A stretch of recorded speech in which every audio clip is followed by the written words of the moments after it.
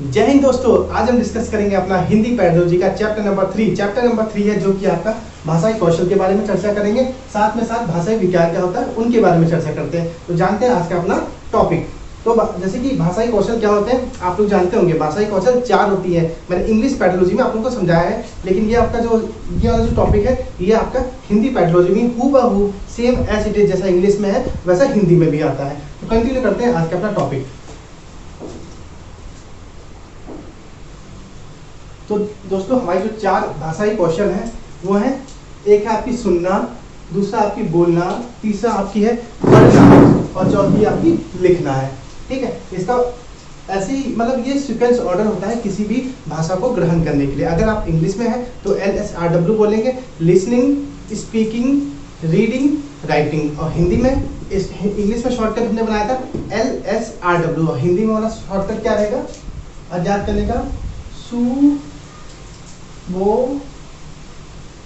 पाली, सुबो पाली। ये हमारा हिंदी की मतलब ट्रिक है याद करने की, एक ट्रिक है, समझिए आप लोग। ये ट्रिक है इस सीक्वेंस को, भाषाई कौशल को याद करने की, सुबो पाली।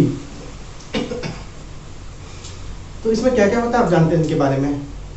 जो आपका सुनना होता है ये श्रवण कौशल होता है। सुनना क्या होता है, श्रवण कौशल होता है। ये ऑरल फॉर्म होता है, ऑरल, इसको बोलते हैं ऑरल, ऑडियो नहीं, ऑरल, ऑरल। ये ऑरल में होता है। इसमें क्या होता है कि बच्चा जो होता है चीज़ों को सुनना चालू करता है। आपने देखा होगा जब क्या होता है कि जब आपके घर में कोई बालक या बच्चा जन्म लेता है या पैदा होता है तो उस केस में क्या होता है, सबसे पहले उस गोदी में आता है तो सबसे बोलते हैं अरे इसकी नाक या इसका मुंह या इसका चेहरा अपने माँ बाप या मम्मी पे गया हुआ है, या ऐसा है वैसा है। तो क्या होता है, पहले दिन से ही बालक या बच्चा जो है वो सुनना चालू करता है। उसका पहला दिन ही उसके कानों में आवाज़ जाती है तो क्या चालू करता है, सुनना चालू करता है। तो वो चीज़ क्या है, ये श्रवण कौशल है। किसी भी चीज़, कोई भी बालक जब पहली बार कोई चीज़ को सुनता है तो वो लिसनिंग ही सुनता है। तभी ये जो सीक्वेंस ऑर्डर दिया गया है, साइकोलॉजी जो मनोवैज्ञानिक ने दिया है, इन्होंने इसी ऑर्डर क्रम में बताया है कि किसी भी चीज़ को हम किसी भी भाषा को जब सीखते हैं तो इसी क्रम में सीखते हैं। जब कोई बालक या बच्चा जन्म लेके धरती पे आता है तो सबसे पहले क्या करता है, वो सुनना ही तो स्टार्ट करता है। तभी ये सबसे पहला आपका जो भाषाई कौशल है वो सुनना है। अब आगे अगला प्रश्न है, अगला है बोलना। जब बच्चा सुनने लग, अब आप लोगों का जो है अगला वो है बोलना।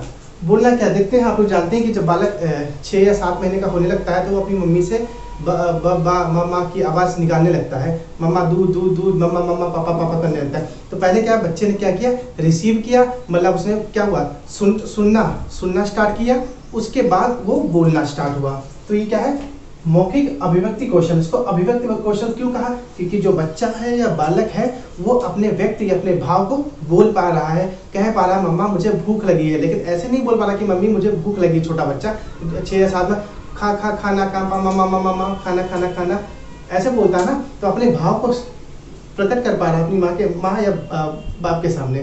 तभी ये बोला है मौखिक अभिव्यक्ति कौशल इसको बोला गया है। अगला है पढ़ना कौशल क्या होता है, इसको वाचन क्रिया क्यों बोला गया, क्योंकि जब हम पढ़ते हैं तो हमारे मुंह से आवाज़ निकलती है ना, तो उसको वाचन क्रिया का नाम दिया गया है। तो पढ़ने को वाचन क्रिया बोलते हैं। आपने देखा होगा जब भी घर में या छोटे बच्चे होते हैं तो पढ़ाई करते हैं तो क्या करते हैं, तो तेज पढ़ते हैं। वाचन क्रिया आपकी जो वाचन क्रिया होती है, पढ़ने की क्रिया होती है, ये छोटे क्लास के लिए बहुत ही इंपॉर्टेंट होती है। इसलिए क्योंकि आप लोग जानते हैं छोटे बच्चे अगर मन में पढ़ेंगे तो वो भटक जाएंगे अपने खिलौने की तरफ या कहीं और चल जाएंगे, लेकिन जब वो तेज पढ़ेंगे तो भटकेंगे नहीं। वो हमको भी पता लगेगा मेरा बच्चा पढ़ रहा है, ठीक है। लेकिन वही केस अगर देखा जाए तो बड़ों में क्या होता है, जो बड़े एडल्ट हो गए हैं वो लोग जब पढ़ाई करेंगे, अगर वो लोग तेज बोलेंगे तो क्या होगा, तो उस केस में हम कहेंगे अरे बड़बड़ा है, पागल हो गए क्या। तभी हम बड़े लोग हमेशा कॉन्सेंट्रेट होके पढ़ते हैं और मौन होके पढ़ते हैं। लेकिन जो छोटे बच्चे होते हैं उनको हमेशा वाचन मतलब स्वर पठन ऊंची आवाज में बोलते हैं उनको पढ़ने के लिए, तेज पढ़ो ताकि हमको भी सुनाई पड़े कि तुम पढ़ाई कर रहे हो कि नहीं कर रहे हो। तो ये हो गया आपको वाचन पढ़ने में क्या आता है, आपका वाचन कौशल आता है। आगे आता है लिखित को बोला है लिखित अभिव्यक्ति कौशल। लिखित अभिव्यक्ति कौशल में क्या होता है, जब हम कोई भी चीज लिखित चीज को पढ़ते हैं, अभिव्यक्ति की बात यहाँ पे क्यों की गई है, इसलिए की गई है क्योंकि कोई भी मटेरियल या कोई भी प्रिंटेड फॉर्म में लिखा है उसको हम पढ़ के समझ पा रहे हैं। भाई एक ऑथर या राइटर या जो भी है वो कोई चीज अगर किताबें लिखता है, ठीक है, तो हम उसकी किताबें पढ़ते हैं, वो अपने व्यक्त अपने भाव को उन अक्षरों में पिरोता है, तो उन चीजों को हम समझ पाते हैं हम पढ़ के, ठीक है। जैसे कि मान लीजिए कि अभी अगर कोई भी किताब लिखी है, नॉवल लिखा हुआ है, तो उसको हम क्या रीडिंग तो करते हैं, उसके जो वर्ड या सेंटेंस या जो भी बना है या कहानी पढ़ी है, वो ऑथर जो है अपनी भाव, अपनी फीलिंग, अपने एक्सप्रेशन को हमारे सामने रिटन फॉर्म में दे रहा है। लेकिन जब हम उसको पढ़ रहे हैं तो हमारे लिए क्या हुआ, हमको कुछ नॉलेज या इन्फॉर्मेशन या कुछ इनपुट, ऐसा कुछ हमको आउटपुट हमको मिल रहा है अच्छा सा, ठीक है। तभी इन्होंने क्या किया, यहाँ पे जो लेखक है उसने अपनी अभिव्यक्ति कौशल का इस्तेमाल किया है लिखन में, ठीक है। तो हमारी जो 4 भाषाई कौशल है, पहली कौन शॉर्टकट है, सु बो पा ली, याद रखना यही क्रम है। अगर आपसे पूछ लिया जाए कि किस क्रम में भाषाई कौशल सिखाई जाती हैं, तो सबसे पहले बालक क्या होता है, सुनता है, जब जन्म लेके पैदा होता है, धरती पे आता है, तो उसके बाद वो बोलना चालू करता है, बोलना चालू होने के बाद वो पढ़ना चालू करता है, पढ़ना चालू होने के बाद वो लिखना चालू करता है। लेकिन आपने कभी कभी नोटिस किया होगा क्या होता है, बालक सुनना बोलना तो कर देता है, लेकिन जब छोटा होता है तो किसी का पेन पा जाता है, एक किताब पा जाता है, पा जाता है, तो उसको ऐसे गोदने लगता है किताब को। तो हम इसको कंसीडर नहीं करेंगे लिखने में, क्योंकि ये एक अवस्था साइकोलॉजी जो जिन्होंने इस 4 जो इनको बनाया है, मतलब सीक्वेंस वे को, उन्होंने इस अवस्था को, स्क्रबलिंग को नहीं माना है लिखित को पहले, ठीक है। तो ये खाली अगर आपसे पूछ लिया जाए कि बच्चा जो पढ़ लिख नहीं पाता है, छोटा और कॉपी गोदने लगता है, तो उस अवस्था में क्या बोलेंगे, तो बोलेंगे वो स्क्रबलिंग स्टेज होती है, चिलम काटी वाली स्टेज होती है। लेकिन जो मनोवैज्ञानिक लोग हैं उन्होंने इस चीज़ को इसके अंदर नहीं रखा है, इसको बाहर रखा है। तो हम जानेंगे, जो हमारी मनोवैज्ञानिक की दृष्टि से जानेंगे कि हमारे जो 4 क्रम है वो यही क्रम है। एक तो है आपका सुनना, तो पहला होगा आपका सुनना, बोलना, पढ़ना और लिखना, ये 4 क्रम जिसके द्वारा हम भाषाई कौशल को समझते हैं। अब इसको और डिटेल में जानते हैं। तो अगर आपको मेरा डिस्कशन अच्छा लग रहा है तो प्लीज़ मेरे चैनल को लाइक, शेयर और सब्सक्राइब करना ना भूलिएगा। अब जानते हैं इनकी डिटेल डिस्कशन। अब जानते हैं इनके बारे में और कुछ इन्फॉर्मेशन जो कि निकल के आती है, वो भी डिस्कस करते हैं। हालांकि अभी तक मैंने 4 आप लोगों को क्वेश्चन सिखा दिए, समझा दिए, वो आपको समझ में आ गई होंगी। अब इनकी आगे की चर्चा करते हैं, ठीक है। तो आगे की चर्चा भाई, जैसे कि मैंने बताया था, आपका सुनना और पढ़ना किसके अंदर आता है। तो दोस्तों, जो आपकी अब ये 4 कौशल हैं, ये 2 भाग में डिवाइड हैं, उनके बारे में जानते हैं। वो 2 भाग किस में डिवाइड किए हैं 4 कौशल को, उनके बारे में चर्चा करते हैं। तो एक आपकी होती है द्रव्यात्मक मतलब होता है, इंग्लिश में बोलते हैं रिसेप्टिव, जिसमें हम रिसीव करते हैं, ठीक है। तो यहाँ इंग्लिश में लिख देता हूँ मैं, रिसेप्टिव स्किल्स। द्रव्यात्मक, जिसमें हम कोई चीज को रिसीव करते हैं या किसी चीज को ग्रहण करते हैं, उसको द्रव्यात्मक बोलते हैं, ठीक है। द्रव्यात्मक कौशल लिख देते हैं आपके साथ, द्रव्यात्मक कौशल, शॉर्ट छोटा लिख रहा हूँ, दिखाई दे रहा, द्रव्यात्मक, ये अलग लाइन कर देता हूँ, इसको ऐसे कर दो, कंफ्यूज हो जाएंगे आप लोग। 2 पार्ट में डिवाइड कर देता हूँ, द्रव्यात्मक कौशल, और ये आपकी रूपात्मक कौशल। अब समझिए, जो आपकी जो 4 भाषाई कौशल है, सुनना, बोलना, पढ़ना, लिखना, इनको 2 भाग में बांटा गया है। इनके बारे में हम चर्चा करते हैं। तो जानिए, एक सुनना और पढ़ना। सुनना क्या होता है, जब कोई भी टीचर या कोई भाषण या फिर न्यूज़ पे हम कोई चीज़ को सुन रहे होते हैं, तो हम कोई चीज़ को रिसीव कर रहे होते हैं, ग्रहण कर रहे होते हैं अपनी मेमोरी में, कि वो इन्फॉर्मेशन हमको क्या दे रहा है, उस चीज़ को हम रिसीव कर रहे हैं ना, तभी हमने उसको बोला द्रव्यात्मक। और फिर पढ़ना भी, अब सुनना और पढ़ने में भी क्या होता है भाई, किताब में कोई चीज़ लिखी है, उसको हम पढ़ के रिसीव भी तो कर रहे हैं, तब भी तो हम द्रव्यात्मक कार्य कर रहे हैं। यहाँ पे हम अपना को जोड़ नहीं लगा रहे हैं, जो चीज़ लिखी है उसी चीज़ को हम पढ़ रहे हैं। तो एक आपका हो गया सुनना और दूसरा आपका पढ़ना, ये दोनों चीज आएंगी द्रव्यात्मक कौशल के अंदर, और इसको इंग्लिश में बोलते हैं रिसेप्टिव स्किल, ठीक है। इंग्लिश में बोलते हैं रिसेप्टिव स्किल और हिंदी में बोलते हैं द्रव्यात्मक कौशल। सुनना और पढ़ना आपकी द्रव्यात्मक कौशल है, लेकिन ये आपकी निष्क्रिय कौशल के अंदर भी आएगी। कैसे आएगी, क्योंकि यहाँ पे हमारा कोई भी पार्टिसिपेशन नहीं है, यहाँ पे हमारी कोई भी भागीदारी नहीं है। कैसे, जब कोई बंदा बोल रहा है, हम उसकी बातों को सुन रहे हैं, या हम टीवी पे न्यूज़ पे कुछ टीवी देख रहे हैं या न्यूज़ देख रहे हैं, क्या हम कुछ अपना हमारा कुछ इन्वॉल्वमेंट है, हम सिर्फ उसकी बातों को सुन रहे हैं ना, रिसीव कर रहे हैं, द्रव्यात्मक कर रहे हैं, ग्रहण कर रहे हैं। और वही केस आ गया आपका पढ़ने के अंदर। भाई किताब में कोई चीज़ लिखी है वही चीज़ तो हम पढ़ रहे हैं, ग्रहण ही तो कर रहे हैं हम, लेकिन अब हम कुछ बोल नहीं, हम कुछ कर नहीं पा रहे, सिर्फ उन लिखी हुई चीज़ को और सुनी हुई चीज़ को रिसीव कर पा रहे हैं, तभी इसको बोला गया है द्रव्यात्मक। और निष्क्रिय इसको बोला गया पैसिव भी बोला गया, क्योंकि यहाँ पे हमारा कोई एक्टिव पार्टिसिपेशन नहीं है, तो इसको बोला गया है पैसिव, पैसिव स्किल। तो ये दो इसके अलग अलग नाम है। जैसे कि अगर आपसे क्वेश्चन पूछ लिया जाए पढ़ना, सुनना और पढ़ना क्या है, तो अगर ऑप्शन में आ जाए सक्रिय है, निष्क्रिय है या दो और कोई आ जाए तो आप लगाओगे निष्क्रिय स्किल है। और अगर ऑप्शन में आ जाए कि आपका सुनना और पढ़ना क्या है, द्रव्यात्मक है, अभिव्यक्तात्मक है या दो कुछ और लिखा हो, तो उसमें लगाओगे द्रव्यात्मक स्किल है, द्रव्यात्मक है। और इंग्लिश वाले लगाएंगे, अगर जब इंग्लिश वाला क्वेश्चन पूछा जाएगा तो वहाँ रिसेप्टिव स्किल लगाओगे। ये बात क्लियर हो गई। अब जानते हैं आगे वाला मिटा दें ताकि आपको कंफ्यूजन ना हो, ठीक। चलो वो बाद में मिटा देंगे, ये पहले ये वाला मिटा देते हैं कि आपकी अंडरस्टैंडिंग बनी रहे।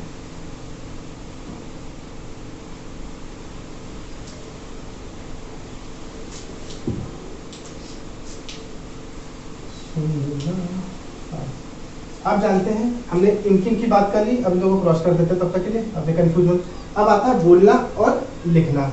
ये आपका बोलना और ये आपका लिखना। अब सुनिए, जब हम किसी के सामने या किसी व्यक्ति के सामने अपना लेक्चर या अपनी स्पीच कह रहे होते हैं, उस केस में क्या होता है कि हम अपने अभिव्यक्ति, अपनी फीलिंग, अपने एक्सप्रेशन, अपने थॉट को हम दूसरे के सामने धारा प्रवाह कर पा रहे हैं। अपने भाव विचार, जैसे आपने देखा नहीं, कभी कोई बड़ा खुश होता है या कभी कोई फ्रस्ट्रेट होता है तो अपनी बात दूसरे को बता देता है, अपने अभिव्यक्त अपने अंदर की फीलिंग दूसरे को बता देता है, तो वो किसके अंदर आएगा, बोलने के अंदर आएगा। ऐसी कंडीशन आ गई फिर आपकी लिखने में। जब लिखने में क्या होता है, जब राइटर या पोइटर जब अपनी कोई किताब लिखता है तो वो अपने अभिव्यक्त, अपनी फीलिंग को उनमें लिखता है, पिरोता है, ठीक है। तो जो उसको पढ़ता है वो जो लेखक है उसके भाव को समझ पाता है। तो ये दोनों आपकी बोलना और लिखना, बोलना और लिखना, ये दोनों आपकी कौन सी कौशल है, ये दोनों आपकी जो कौशल है उसको बोलेंगे अभिव्यक्ति कौशल, अभिव्यक्ति कौशल है, या उसको बोलेंगे उत्पादक कौशल। उत्पादक कौशल क्यों उसको बोला गया है या अभिव्यक्ति कौशल क्यों बोला गया है, क्योंकि यहाँ पे जो बोलने वाला व्यक्ति और लिखने वाला व्यक्ति अपने भाव, अपने विचार को किसी ना किसी के माध्यम में आपके पास तक पहुंचा रहा है। अगर वो बोल रहा है तो वो बोल के, वाचन करके आपको समझा रहा है, ठीक है। लेकिन अगर लिखित फॉर्म में दे रहा है, राइटर अपनी किताब लिख रहा है, रिटन फॉर्म में दे रहा है, तो वो भी तो अपने व्यक्त, अपने भाव को आप तक पहुंचा रहा है। तो ये इसको तभी आपको बोलना और लिखना को अभिव्यक्ति वाचक और या उत्पादक कौशल बोला गया है, क्योंकि यहाँ पे किसी की फीलिंग या थॉट्स को एक्सप्रेस किया जा रहा है, ठीक है। और इसको एक्टिव भी बोला गया है, सक्रिय कौशल भी बोला गया है, दूसरा नाम इसका याद रखना। और इंग्लिश में इसको बोलते हैं एक्टिव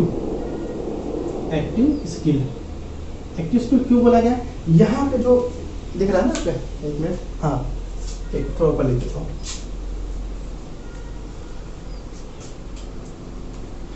एक्टिव सक्रिय कौशल क्यों बोला गया, एक्टिव स्किल क्यों बोला गया, यहाँ पे इसलिए बोला गया क्योंकि जो यहाँ पे व्यक्ति बोल रहा है वो एक्टिव है ना कि पैसिव है, एक्टिव है ना कि निष्क्रिय है। क्योंकि भैया अपने व्यक्त और भाव लिखते समय हर आदमी, सपोज करिए अगर अभी मैं आपसे बोल दूं कि आप अपने बारे में कुछ लिखिए, तो आपका दिमाग प्रेजेंट हो जाएगा, एक्टिव हो जाएगा उस चीज़ को लिखने के लिए, ठीक है। या मैं बोल दूं कि आप कुछ कल को आपको न्यूज़ पे या फिर कहीं भी कुछ भाषण देना है, तो आप क्या है, आप एक्टिव होंगे, आप सक्रिय होंगे उस चीज़ को प्रिपेयर करने के लिए कि हमें कल भैया न्यूज़ के सामने बोलना है या हमको डिबेट में पार्ट लेना है। तो ये सब चीज़ आपकी सक्रिय के अंदर है, एक्टिव पार्टिसिपेशन के अंदर है। तो भैया आप समझो, जो आपका बोलना और लिखना है वो अभिव्यक्ति कौशल होती है, या उसका दूसरा नाम उत्पादक कौशल भी होती है। उत्पादक मतलब हम कुछ प्रोड्यूस कर रहे हैं, ठीक है, या उत्पादन कर रहे हैं किसी चीज़ का, और उसको सक्रिय कौशल भी बोलते हैं। सक्रिय इसलिए बोलते हैं क्योंकि हमारा यहाँ पे पार्टिसिपेशन होता है किसी भी चीज़ में। तो आप समझ गए, बोलना और लिखना आपका अभिव्यक्ति, उत्पादन या सक्रिय, ये इनके तीनों के मतलब इसका मतलब ये भी बोल सकते हो, अभिव्यक्तात्मक कौशल बोल सकते हो, उत्पादन कौशल बोल सकते हो, और एक इसका सक्रिय नाम भी है। तो अगर आपसे क्वेश्चन बन के आए आपके टेट या सीटेट एग्जाम में और आपसे पूछा जाए बोलना और लिखना कैसी कौशल है, तो उसमें लिखा हो निष्क्रिय है, सक्रिय है, दो कोई और दी हो तो आप बोलोगे सक्रिय कौशल है। और एक क्वेश्चन बन के आ जाए कि आपका बोलना और लिखना कैसी क्वेश्चन है तो उसमें लिखाओ। अब इन दोनों में से एक ही ऑप्शन दिया होगा, या तो अभिव्यक्तिवाचक दिया होगा या उत्पादन दिया होगा, उत्पादन कौशल दिया होगा। उत्पादन को बोलते हैं क्या बोलते हैं, हिंदी में याद नहीं आ रहा है, हिंदी में क्या बोलते हैं उसको, इंग्लिश में सॉरी, किसी चीज़ को जब हम प्रोड्यूस करते हैं, अभिव्यक्तिवाद, अभी मुझे याद नहीं आ रहा, ठीक है, शक्तिमान पैसे गाइस, मतलब आप मेरी बात को समझिए कि जो उत्पादन मतलब होता है जब हम किसी चीज़ का निर्माण कर रहे होते हैं या प्रोड्यूस कर रहे होते हैं। ऐसे लिख लीजिए, प्रोड्यूस लिख लीजिए, याद रखना, प्रोड्यूस, अरे सॉरी, प्रोड्यूस, ठीक है, जिसमें हम कुछ निर्माण कर रहे होते हैं वो आपकी उत्पादन कौशल होती है और उनको सक्रिय कौशल भी बोलते हैं। तो आई होप ये बात आपको क्लियर हो गई होगी। एक मेरा वीडियो एक दो बार रिपीट करके देखना, आपकी अंडरस्टैंडिंग ज़्यादा अच्छी बन जाएगी, ठीक है। अब बढ़ते हैं आगे। अगर ये डिस्कशन अगर सच में अगर हेल्पफुल है आपके लिए और अगर आपको मेरी इन्फॉर्मेशन दी गई समझ में आ रही तो प्लीज़ इसको आगे फॉलो करिए और चैनल को लाइक सब्सक्राइब करना मत भूलिएगा। अब बढ़ते हैं आगे। तो भाषाई कौशल का सही क्रम मनोवैज्ञानिक के अनुसार क्या है ये मैं बता चुका हूँ। तो भाषाई कौशल का मनोवैज्ञानिक की दृष्टि से सही क्रम क्या है, तो सबसे पहले हम सुनेंगे, हम किसी भी चीज़ को रिसीव सुनते हैं, फिर हम उस चीज़ को बोलना चालू करते हैं, फिर हम उस चीज़ को पढ़ना चालू करते हैं, फिर हम लिखना चालू करते हैं। तो ये सुनना, जब कोई बालक बच्चा पैदा होता है तो वो सुनना चालू करता है, बाद में वो बोलना चालू करता है, फिर वो किताबों को पढ़ना चालू करता है और उसके बाद वो चीज़ लिखना चालू करता है इस स्कूल में, या फिर माँ बाप जो भी पढ़ाना चालू करते हैं छोटे बच्चों को उसके अनुसार। तो यही ये जो क्रम है, इसी क्रम के अनुसार आपको आपके एग्जाम में पूछा जाएगा कि इसका क्रम कौन सा है। तो आप याद रखना, सुनना, बोलना, पढ़ना, लिखना, ये आपका भाषाई कौशल का क्रम है।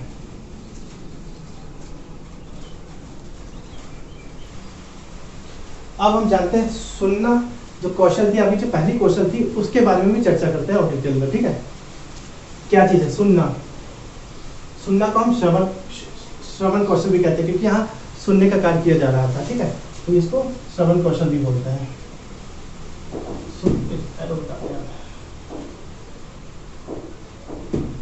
तो सुनना जो है, सुनना या श्रवण कौशल बोलते हैं। इनके बारे में जानते हैं। तो सोपान मतलब होता है आपका स्टेप्स, इनकी स्टेप्स जानते हैं। सुनना या श्रवण कौशल की स्टेप्स क्या है? सबसे पहले अब सुनने में क्या होता है मैंने आपको बताया है, अभी समझाया, लेकिन अब यहाँ पे चर्चा करते हैं इसके बारे में।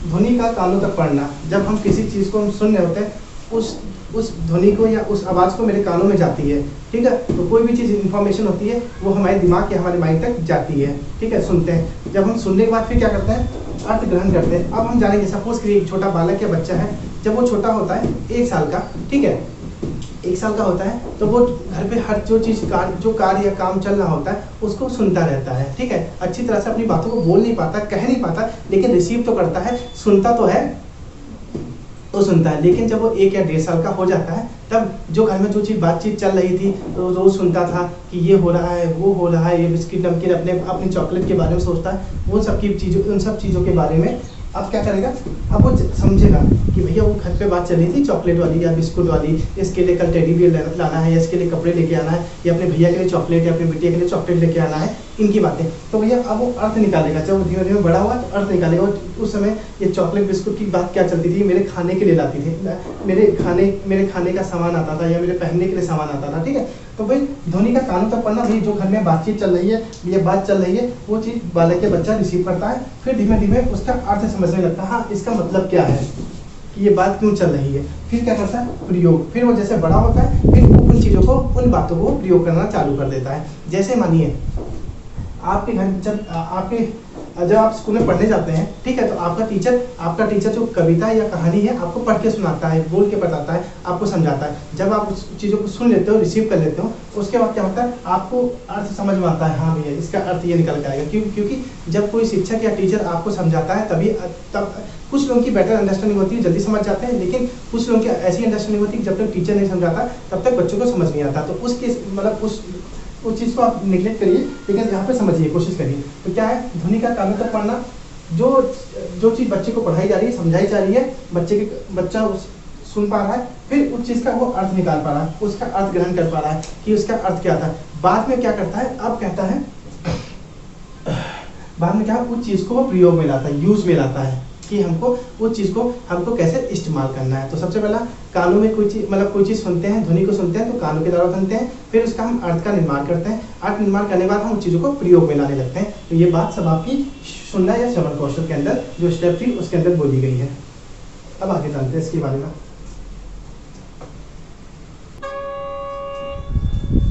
अब जो आपकी जो पहली कौशल थी सुनना और श्रवण कौशल को हम विकसित कैसे कराएंगे किसी बालक या बच्चे के अंदर, जब वो स्कूल में पढ़ने या लिखने आएगा तो हम कैसे उसके अंदर डेवलपमेंट लाएंगे, कैसे उनके विकास लाएंगे। ये सुननी या श्रवण कौशल का जो है ये LSRW मतलब सुनना और श्रवण कौशल को कैसे हम विकसित करेंगे किसी बालक के अंदर, उनके बारे में चर्चा करते हैं। ठीक है, ये सुनना और श्रवण कौशल के बारे में चर्चा करें, एक ही चीज़ है। ठीक है, ये श्रवण कौशल इसी का नाम है। ठीक है, सुनने का। तो जब उसकी विधि क्या होती है, क्या स्टेप्स हैं जिसके द्वारा हम बालक के अंदर इन चीज़ों को ला सकते हैं। तो सबसे पहले सौसल वाचन। सौसल वाचन मतलब क्या होता है, छोटे क्लासेस में आपने देखा होगा लाउड रीडिंग चलती है। बच्चों को क्या होता है, कविता या कहानी कहते हैं कि भैया तेज तेज पढ़ो, ये कहते हैं कि भैया या तो ग्रुप में पढ़ो। अगर हमने बोला, अगर शिक्षक बोला ए तो सारे बच्चे बोलते हैं ए। अब अगर बोला बी तो बी, या सौसल वाचन होता है बहुत तेज ही लाउड, इसको बोलते हैं loud reading. Loud reading, loud reading. ठीक है, तो सौसल वाचन में क्या होता है, बच्चे खूब तेज से पढ़ते हैं, उसको लाउड सौसल वाचन कहते हैं।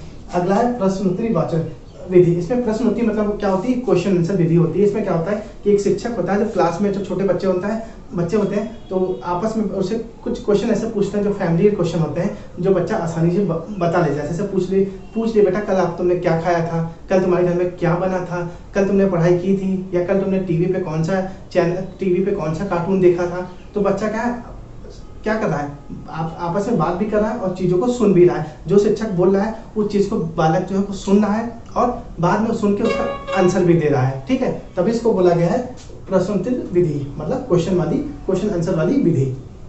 अगला आता है कहानी कहना व सुनना। इस केस में क्या होता है कि जो शिक्षक है वो बच्चों को कहानी सुनाता है और जो स्टूडेंट है उसको शिक्षक की कहानी को सुनते हैं। अब क्या है, वही रिसीव तो कर रहे हैं, यहाँ पे उनकी जो सुनने की क्षमता है वो इंक्रीज की जा रही है शिक्षक के द्वारा। और फिर कहते हैं आप कहानी भी सुनाओ। बालक से कहते हैं अब मैंने कहानी सुना दी, अब तुम्हारा टर्न है, अब तुम लोग कहानी सुनाओ इनमें से कोई एक। ठीक है, आगे बात आ गई श्रुतलेख क्या होता है, आप लोग जानते हो डिक्टेशन। बचपन में क्या होता है, या छोटे या 2-3 साल तो 3rd या 4th क्लास में क्या होता है, टीचर बोलता है कि आज हम तुम लोग का टेस्ट लेंगे डिक्टेशन का, देखें कि तुम लोगों को कैसा तुम लोग की कैसी स्पेलिंग है। ठीक है, तो क्या डिक्टेट करता है, श्रुतलेख लिखाता है। श्रुतलेख वो फिर रिपीट बोलता है, मेरा नाम जो भी मैं स्कूल में पढ़ता हूँ। या फिर एग्जांपल जैसे कि लो दिवाली किस माह में मनाई जाती है, दिवाली किस लिए मनाई जाती है, इन सबको लेके वो डिक्टेशन श्रुतलेख करता है ताकि बच्चों की परख कर सके कि उसकी स्पेलिंग और उसकी राइटिंग कैसी है। ठीक है, तो वहाँ पे श्रुतलेख कहा जाता है। फिर आती बात है भाषण। भाषण क्या होता है, शिक्षक बच्चों के सामने एक लेक्चर लेता है, फिर और वो जो लेक्चर है जो शिक्षक बोल रहा है बच्चों तक रिसीव हो रहा है, फिर बच्चे भी उस चीज़ का आपस में मिलके बातचीत करते हैं, तो उनकी सुनने की और बोलने की क्षमता बढ़ती है।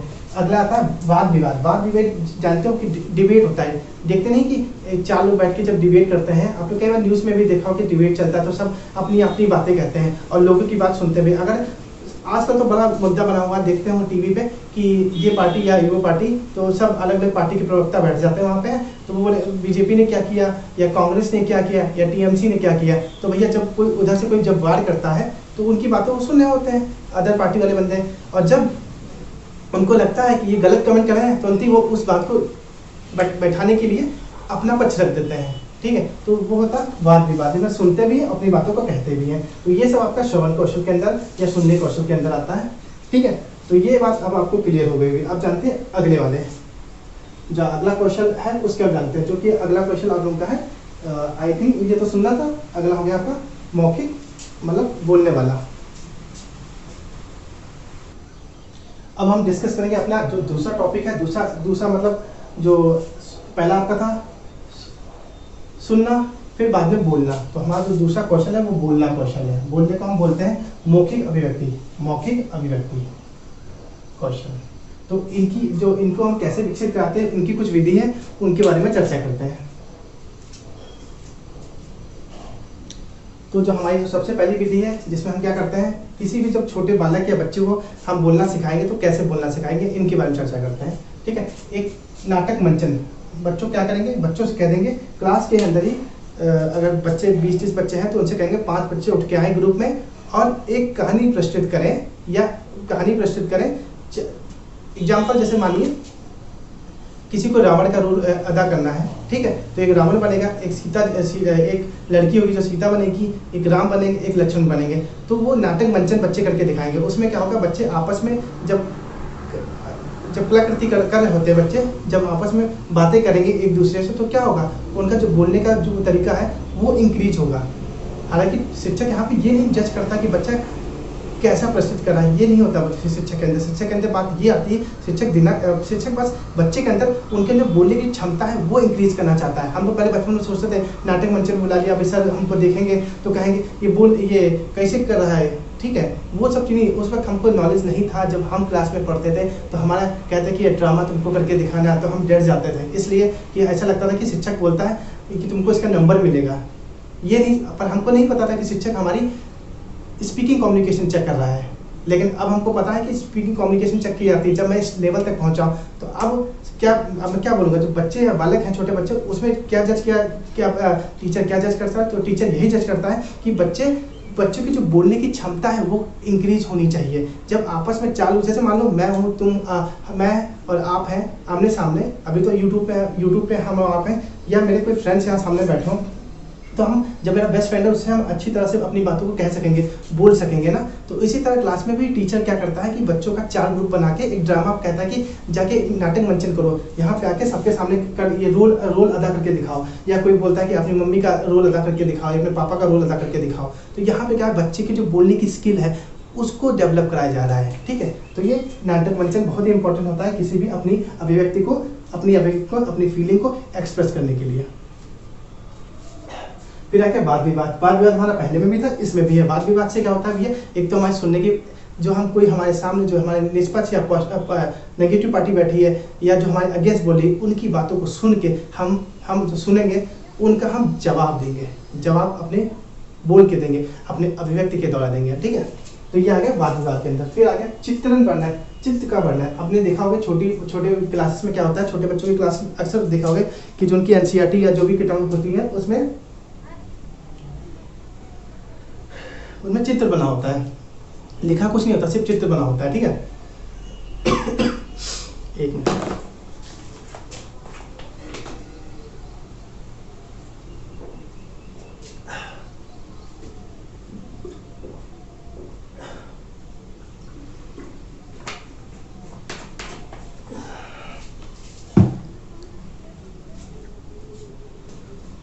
तो उनकी जो छोटी किताबें होती है उसमें कभी कुछ मतलब स्टोरी फॉर्म में कभी कुछ नहीं लिखा होता है, चित्र बना होता है और वो जो पिक्चर है वो बतानी होती है बच्चों को अपने माइंड से कि वो क्या कहना क्या चाह रही है। ठीक है, देखा होगा बचपन में अक्सर आप लोग किताबों में, ये आपके जो नोटबुक होती है उसमें एक ये सूरज बना होता है, इधर घर बना हुआ है, इधर पेड़ बना है, इधर नदी निकल रही है और ये पहाड़ बने हुए और इधर बच्चे खेल रहे हैं।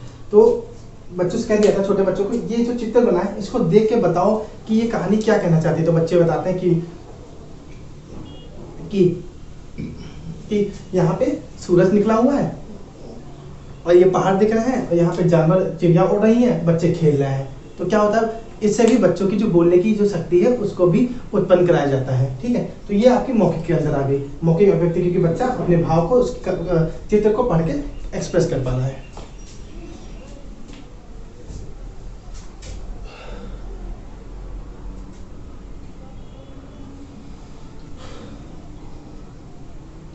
फिर अगला आता है भाषण क्या होता है भैया, यहाँ पे क्या होता है, भाषण में क्या होता है, बच्चे को मौका दिया जाता है कि अपनी स्पीच को डिलीवर करो, या तो क्लास में आके 20 बच्चों के सामने आके अपनी बात को, या फिर अपने घर के बारे में बताओ, या अपने बारे में बताओ, या तुमने दिन भर में कल क्या किया था उसके बारे में बताओ, जिसमें बच्चे की जो बोलने की कम्युनिकेशन है वो अच्छी इनहेंस और स्किल इनहेंस हो सके।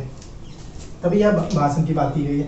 भाई जब देखा होगा आपने एग्जाम्पल देखा होगा, जब आपके प्राइम मिनिस्टर, जब हमारे प्राइम मिनिस्टर जब टीवी पे आते हैं तो क्या एक भाषण के रूप में अपनी मन की बात को कह के जाते हैं और हम लोग उनको सुनते हैं, तो हम देखते हैं कि उनकी जो कम्युनिकेशन स्किल है हमारे पास कैसे वो डिलीवर कर रहे हैं। तो इसमें क्या होता है, बच्चों का क्या होता है, बोलने का भी स्किल डेवलप होता है। फिर आ गया कविता पाठ। किताबों में जो कविता या कहानी होती है, बच्चों को क्लास में खड़ा करके कहेंगे लाइन बाय लाइन, अब तुम पढ़ोगे अब तुम पढ़ोगे, तो इससे भी क्या होता है, बच्चों का पढ़ने की जो क्षमता है वो अच्छी होती है और वो अपनी बातों को एक्सप्रेस कर पाते हैं। अगला आता है संवाद। संवाद क्या होता है कि संवाद जैसे कि हम और आप आपस में बात कर रहे थे, तो अपने हम आपकी बात को सुन रहे होते हैं, आप हमारी बातों को सुन रहे होते हैं, हम भी अपनी बातें बोल रहे होते हैं, आप भी अपनी बात कर रहे होते हैं। तो ये सब आपका बोलना कौशल के अंदर आता है। दोस्तों अगर मेरा डिस्कशन अच्छा लग रहा है तो लाइक शेयर और सब्सक्राइब करना ना भूलिएगा।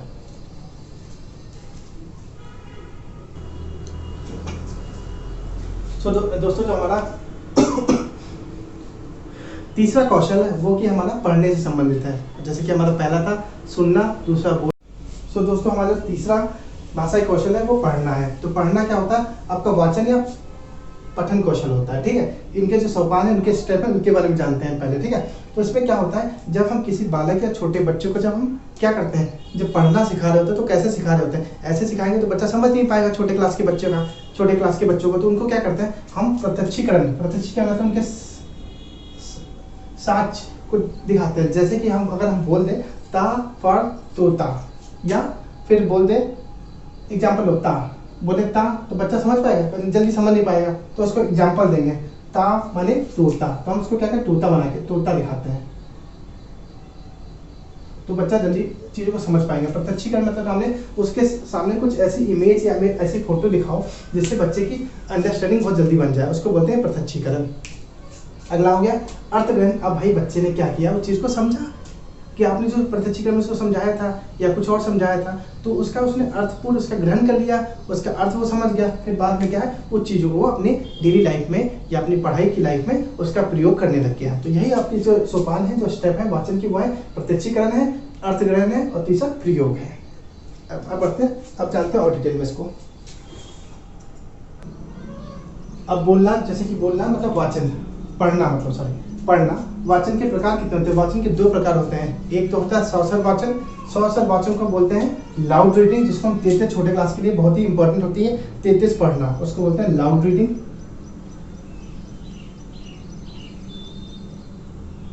उसको बोलते हैं सौसर वाचन। सौसर वाचन मतलब लाउड रीडिंग हो गया। फिर आ गया मौन वाचन। मौन वाचन को बोलते हैं, मौन वाचन को आपका बोला जाता है साइलेंट रीडिंग।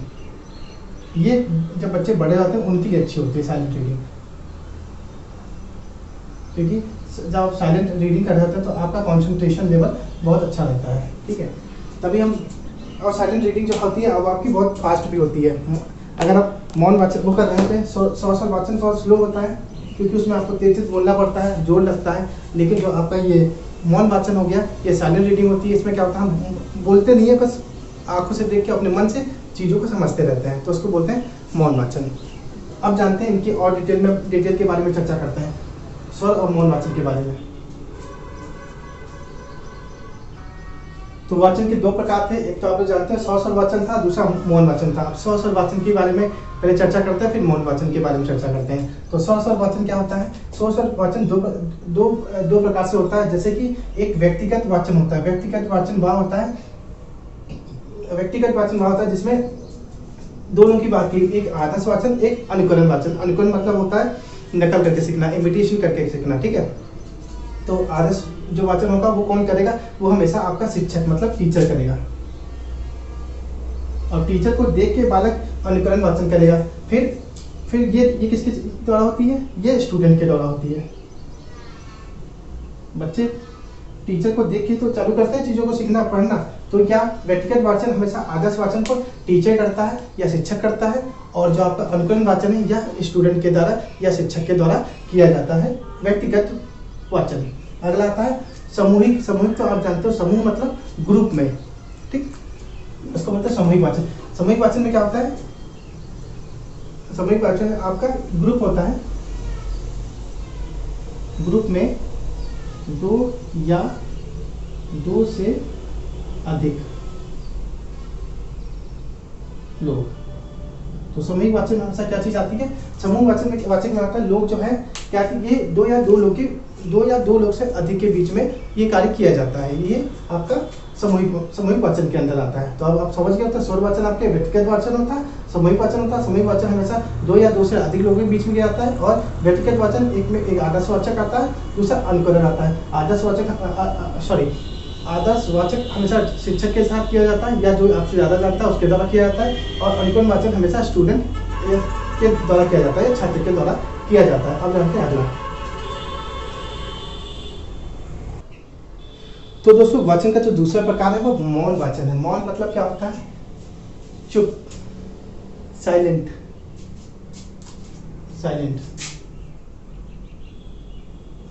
रीडिंग। तो ये दो प्रकार से होता है, एक तो गहन अध्ययन होता है, दूसरा द्रुत वाचन होता है। गहन अध्ययन में क्या होता है कि हम जब किसी चीज़ पे रिसर्च या कुछ ऐसा कार्य कर रहे होते हैं जो बहुत ही इंपॉर्टेंट कार्य होता है, उसको हम बहुत सूक्ष्म छोटे छोटे टुकड़ों से समझ के करते हैं। जैसे कोई रिसर्च चल रही होती है, जब कोई रिसर्च चल रही होती है तो हम उसकी हर एक बारीकी को समझते हैं, तो उसको सूक्ष्म बोलते हैं। और गहनता मतलब बहुत ही डीपली चीज़ को समझ रहे होते हैं, तभी उसको बोलते हैं गहन अध्ययन। यह आपका किसके अंदर आता है? मौन वाचन के अंदर आता है। दूसरा हो गया द्रुत वाचन। द्रुत वाचन में क्या होता है? किसी भी चीज़ को हम गति से पढ़ते हैं, मन में पढ़ते हैं लेकिन गति से पढ़ते हैं। जैसे कि आपके घर में अगर कोई भी नॉवल पढ़ता है तो क्या है, वो नॉवल बहुत साइलेंट होकर पढ़ता है, मतलब कि आपको सुनाई नहीं देगा लेकिन वो बहुत तेज पढ़ डालता है। तभी हम लोग कहते हैं अरे बहुत जल्दी पढ़ डाला तुमने, मतलब आपने नॉवल को बहुत जल्दी खत्म कर दिया। तो क्या है, द्रुत वाचन के अंदर क्या आता है? कोई भी चीज़ को हम गति से पढ़ते हैं लेकिन मौन होकर पढ़ते हैं, उसको बोलते हैं द्रुत वाचन। तो आप समझ गए होंगे गहन अध्ययन मतलब होता है सूक्ष्म और गहनता से किसी चीज़ को पढ़ना, और मौन वाचन को कहते हैं गति से पढ़ना लेकिन मन में पढ़ना। अब जानते हैं इनकी विधि क्या होती है वाचन की, उनके हम चर्चा करते हैं। पढ़ने की जो विधि है उनकी चर्चा करते हैं। अगर आपको डिस्कशन अच्छा लग रहा है तो प्लीज़ लाइक शेयर करना, सब्सक्राइब करना ना भूलिएगा।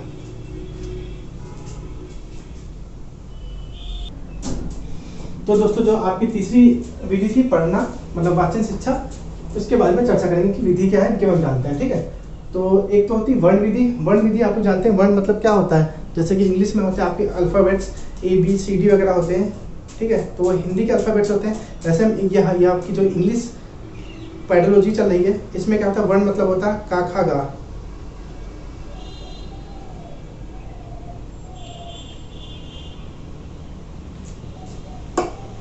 तो ये आपकी वर्ण विधि हुई। वर्ण विधि में क्या होता है? बच्चे को पढ़ने में सबसे पहले हम क्या सिखाते हैं? उसको काखा का पढ़ना सिखाते हैं, या जब इंग्लिश वाला होता है तो उसको ABCD पढ़ना सिखाते हैं बच्चे को। तो ये आपकी पढ़ने की विधि में क्या गई? वर्ण विधि के अंदर काखा गा आता है। फिर बच्चे को काखा गा पढ़ाने के बाद हम शब्द विधि बनाते हैं। फिर उसको कहते हैं कि इन जो आपके जो वर्ण हैं काखा काका जो भी हैं, इनको जोड़ के एक शब्द का निर्माण कराते हैं। ठीक है, वो मतलब अल्फाबेट्स को जोड़ के एक वर्ड्स बनाना सिखाते हैं। तो हम क्या करते हैं? शब्द का निर्माण, जैसे राम है, घर है, अभी छोटे बच्चों को सिखा रहे हैं तो छोटे छोटे वर्ड्स ही ऐसे लेंगे जो उनको आसानी से याद हो सके। अगला है वाक्य विधि। फिर हम कहेंगे अब क्या होता है? अब कहते हैं सेंटेंस को बनाना चालू करो, वाक्य को बनाना चालू करो। तो उसमें क्या होता है? जैसे कि राम घर जाता है, अब बच्चा क्या करता है? उन शब्द को जोड़ जोड़ के एक वाक्य बनाना चालू करता है। आखिरी में कविता विधि। कविता विधि में कहते हैं कि कविता को पढ़ो, मतलब उसको पढ़ना सिखाते हैं, कहते हैं खड़े हो जाओ और तेज से उसको पढ़ो। ठीक है, तो कविता विधि हुई। तो ये बात आपको समझ आ गई वाचन शिक्षा या पढ़ने में हम क्या क्या इंपॉर्टेंट रखते हैं। एक वर्ण विधि होती है जिसमें हम बच्चों को काका का सिखाते हैं, दूसरा शब्द विधि होती है इसमें शब्द को बनाना सिखाते हैं, तीसरा आपकी वाक्य विधि हुई जिसमें हम वाक्य का सेंटेंस का फॉर्मेशन करना सिखाते हैं, तीसरा कविता विधि, कविता के द्वारा उसको पढ़ना सिखाते हैं। अब जानते हैं आज का जो आपका आखिरी क्वेश्चन और जो आशय भाषा विकार है उसके बारे में चर्चा करते हैं। तो दोस्तों आपकी जो आखिरी भाषा क्वेश्चन है भाषा विकार है वो है लिखना बताया था आपको। तो उसमें क्या होता है? लिखित अभिव्यक्ति की कौशल की बात की जाती है। इसमें बच्चा क्या है या ऑथर क्या है? अपनी व्यक्ति अपने भाव को दूसरे के सामने स्पष्ट कर सकता है। ठीक है, तो इसमें क्या होता है? लेखन के प्रकार क्या होते हैं उनके बारे में चर्चा करते हैं। एक होता है सुलेख। आपने देखा होगा कि सुंदर लेख होता है, सुलेख मतलब सुंदर लेख होता है। तो टीचर कहता है बच्चों से ये चीज़ जो किताब में लिखी है इसको कॉपी पे लिखो। तो आपकी सुंदर लेख की जांच की जाती है, बच्चा कितना सुंदर लिख पाता है, तो उसको बोलते हैं सुलेख। एक होता है अनुलेख। अनुलेख में क्या होता है? जब बच्चा लिख नहीं पाता है तो उसको हम डॉटेड फॉर्म में कुछ लिख के देते हैं। ये आपने देखा होगा प्री नर्सरी या नर्सरी या केजी क्लास में क्या होता है? कुछ किताबें ऐसी होती हैं जैसे क्या उसमें ए बना ऐसा ऐसे डॉट में बना हुआ है, क्या करता है? सॉरी, उसमें ये डॉट बना हुआ तो क्या करता है? बच्चे को क्या करता है? अनुलेख करना सिखाते हैं। तो अन्य कहते हैं इस डॉट के ऊपर ऐसे से पेंसिल चलाओ या जो भी पेंसिल है, तो ये होता है आपका अनुलेख होता है। अनुलेख मतलब किसी चीज़ के ऊपर दोहराना, जो बिंदियाँ बनी है उसके ऊपर दोहराना, किसी भी भाषा को लिखना, जब आप लिख रहे होते हैं उसके लिए, तो उसको होता है अनुलेख बोलते हैं। अगला है श्रुतलेख। श्रुतलेख में भी क्या होता है कि टीचर डिक्टेशन इमला बोलता है, इमला बोलता है, इमला ऐसे लिखते हैं ना, इमला, आई थिंक ऐसे लिखता हूँ, इमला बोलता है बच्चों को। तो इमला से क्या होता है कि टीचर जान पाता है बच्चे की जो लिख रहा है, शब्द भंडार लिख रहा है, जान पाता है कि जो वाक्य या फिर उसके शब्द हैं, उसकी जो गलत लिख रहा है या सही लिख रहा है, तो वो इमला के द्वारा या फिर ये श्रुतलेख के द्वारा उसकी वर्तनी को समझ पाता है कि गलत लिख रहा है या सही लिख रहा है टीचर। ठीक है, तो यही सब बात आपकी लिखित अभिव्यक्ति अंदर बात की गई। लिखित अभिव्यक्ति मतलब लिखने संबंधित होती है। ये इसके लेखन के प्रकार 3 होते हैं, एक सुलेख होता है, अनुलेख होता है और श्रुतलेख होता है। सुलेख में क्या सुंदर लेख की जांच की जाती है, और अनुलेख में क्या होता है कि जो डॉटेड वाली जो किताबें चलती हैं उसके ऊपर दोहराने वाला बच्चों को सिखाया जाता है कि आप डॉट बना है तो आप उसके ऊपर ए लिखोगे, या डॉट डॉट डॉट बना है ए आ लिखा है तो उसके ऊपर दोहराओगे पेंसिल से तो आ लिख जाएगा। तीसरा होगा श्रुतलेख में क्या होता है बच्चे को इमला बोली जाती है, डिक्टेशन बोला जाता है, ताकि बच्चे उस चीज़ को लिख पाए और फिर टीचर उस चीज़ को जज कर पाए कि बच्चा गलत लिख रहा है कि सही लिख रहा है। उसकी फिर शुद्धि वर्तनी को टीचर मतलब कि समझ पाएगा, तो बच्चों को उसकी जो प्रॉब्लम है उसको टीचर सॉल्व कर पाएगा। ठीक है, तो यही सब बात थी आपकी ये चारों LSRW में, सुनना बोलना लिखना पढ़ना में। तो आई होप ये बात आपको क्लियर हो गई होगी। और एक और मैं अनाउंसमेंट करूंगा आज एक छोटा वीडियो डाल के कि मैं आगे जो प्रिपरेशन है वो कैसे कराऊंगा आप लोगों के लिए। ठीक है, और साथ के साथ अभी मुझे टाइम नहीं मिल पा रहा है, मैं सोच रहा हूँ कि हिंदी वाली जो क्लास चल रही है और इंग्लिश वाली जो थी उन दोनों की टेस्ट सीरीज भी चालू कर दूँ साथ के साथ, तो आप लोगों के लिए और अच्छी बेनिफिट रहेगी। क्वेश्चन से करने से फायदा ये होता है कि आपकी बेटर अंडरस्टैंडिंग एक चैप्टर को लेकर बनती है। ठीक है, जय हिंद दोस्तों।